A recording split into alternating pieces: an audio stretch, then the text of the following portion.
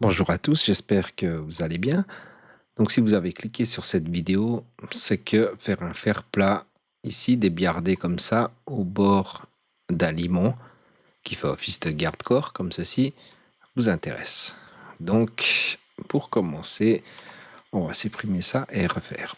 Donc si vous avez généré un escalier hélicoïdal avec cette fonction-là et que vous avez besoin de faire un fer plat, vous êtes sur la bonne vidéo. Donc pour commencer, ce qu'il faut faire, c'est de créer une esquisse 3D. Et bien sûr, une esquisse 3D, c'est égal où on sélectionne, hein, c'est juste pour le système d'axe. Et après, ce qu'il faut faire attention, c'est que vous n'ayez pas, par exemple, un plan d'usinage, un plan de travail qui est comme ça, parce qu'autrement, quand vous appliquez ces lignes-là, forcément, elle va s'appliquer en haut, vous voyez. Et pour ne pas avoir ce problème-là, on va supprimer tous les plans d'usinage ou de travail, comme vous les appelez comme vous voulez, et on utilise la fonction appliquer pour simplement appliquer cette arête là et appliquer celle-ci.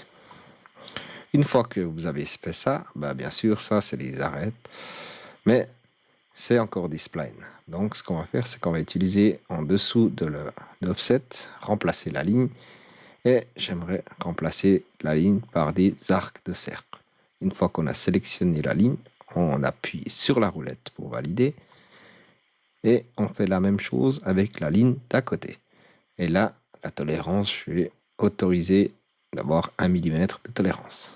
Ensuite, il faut maintenant créer une esquisse normale, une esquisse simple, ici, et on fait par exemple un rectangle ici. On clique là et on va vers la droite, on appuie sur la barre d'espace, on appuie sur 50 par 10. Et maintenant, il nous reste à faire un clic droit sur l'esquisse 3D et cliquer sur cette fonction. Et ensuite, vous avez une fenêtre comme ceci qui apparaît. On clique la première ligne directrice, la deuxième, pour bien sûr garder comme si c'était deux rails que le rectangle doit suivre. Et maintenant, on ajoute une esquisse, celle-ci. Et là, on peut appeler, par exemple, tôle. Oups, je me suis trompé. J'ai appuyé sans vouloir sur une touche. Donc là, on met tôle 10 mm et on peut prévisualiser. Vous voyez, ça va jusqu'en haut.